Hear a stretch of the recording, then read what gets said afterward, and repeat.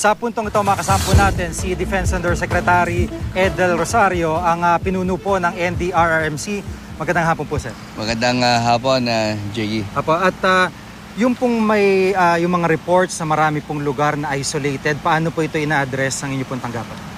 Well, actually, ang isolated municipalities, yung sa eastern portion of Davao Oriental.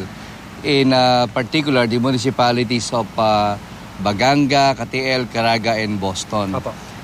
Ito po ngayon ay dahil naputol ang mga tulay papunta dito sa mga naturang lugar galing sa Agusan, pati yung galing sa Mati, hindi na makakapunta doon sa Baganga area. So to address the situation, ang ating pong Philippine Navy ang magdadala ng relief goods going to the pier or port of Baganga. So from Baganga po, mapapacilitate na yung pag-delivery ng relief goods going to Caraga, Katiel, and Boston. Pero kumusta na po daw? May reports na ba kung ano yung sitwasyon naman ng dagat para dito sa mga barko ng Navy? Medyo may malakas ang alon today. At ang gagawin po ng ating Philippine Navy as soon as the weather will permit at humina na ang alon, maglalayag po kaagad ang Navy vessel papuntang Baganga. Now, in the meantime na wala pa pong relief goods na nanggagaling from Davao, ang naging instruction ni Governor Malañaon ng Davao Oriental ay magbigay ang mga NFA warehouses in Baganga and in these municipalities and also the grocery items. And the provincial government will pay the particular business establishments pagka nakapagbigay sila through the LGUs, so local mga municipality, at mag-distribute ng relief goods sa kanilang mga constituents. Yung ibang bahagi po ng Compostela Valley, lalo yung lugar ng New Bataan na tinamaan na matindi ng Pablo, ng Bagyong Pablo, ano po ang information niyo po doon? Well, sa New Bataan naman kasi ang tinamaan dito is just sa Barangay Andap of New Bataan, wherein it created a landslide of about 15 to 17 kilometers. Ngayon ang landslide na experience natin ay maliliit lang naman along the highways at madaling inaaksyonan ng DPWH.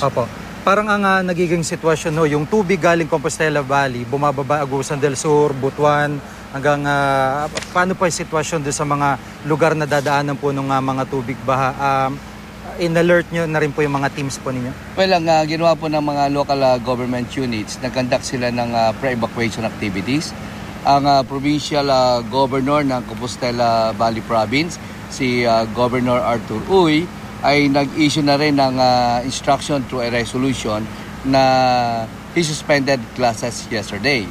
And aside from that, yung mga local government units ay nag-issue na ng mga relief goods, nag-preposition relief goods in the different municipalities and barangays. Sir, panghuling salita, ano po ang paalala nyo sa mga kababayan natin kaugnay po ng sitwasyon na pinagdadaanan nila ngayon, tong low pressure area? Well, makita po natin na ang low pressure area ay malaki ang nasakop na lugar, about 3 regions in Mindanao, and 2 or 3 regions in Visayas area. Ang ma-advise po natin unang-una sa ating mga kababayan, wag na po silang maglayag. Kung sila po ibiyahe at sasakay ng mga barko, fast craft or small craft, wag muna silang magbiyahe dahil ma-stranded lang sila sa mga different ports. Yung mga fishermen po natin, wag munang mangisda at delikado po dahil sa present situation.